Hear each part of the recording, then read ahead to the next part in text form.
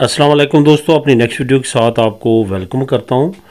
دوستو آج ایک کمنٹ آپ لوگوں کے ساتھ شیئر کروں گا۔ ایک دوست نے کمنٹ کیا ہے اور اس نے پوچھا ہے کہ السلام علیکم، آپ سے یہ پوچھنا تھا کہ اگر بچوں کے پاس اسپین کا پاسپورٹ ہو تو کیا والدین کو اس بیس پر پاسپورٹ مل جائے گا؟ تو یہ دوست نے پوچھا ہے اور ان کا کہنا ہے کہ اگر بچوں کے پاس نیشنلٹی آ جاتی ہے تو نیشنلٹی ملنے کے بعد کیا والدین نیشنلٹی اپلائی کر سکتے ہیں؟ یہاں پہ یہ بتاتا چلوں کہ اسپین کا جو امیگریشن لا ہے وہ بالکل بھی اس کو سپورٹ نہیں کرتا۔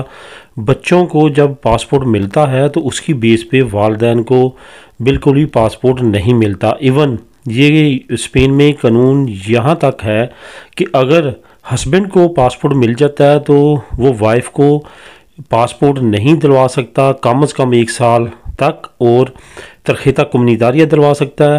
اسی طرح اگر وائف کو مل جاتی ہے تو وہ خامد کو جو ہے وہ نیشنلٹی نہیں دلوا سکتی، صرف ترخیصہ کمیونیتاریہ دلوا سکتی ہے۔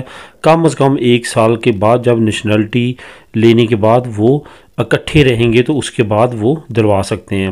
تو اس کا آنسر میں آپ لوگوں کے ساتھ یہی شیئر کروں گا کہ بچوں کی وجہ سے والدین کو کوئی بھی فائدہ نہیں ہوگا ان کی نیشنلٹی کا۔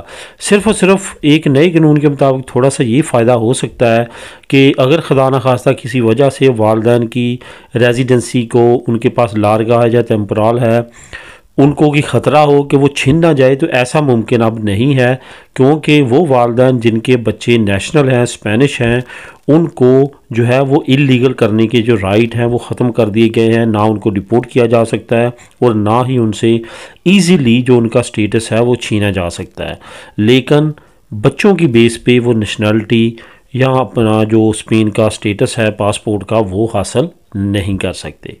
اللہ حافظ۔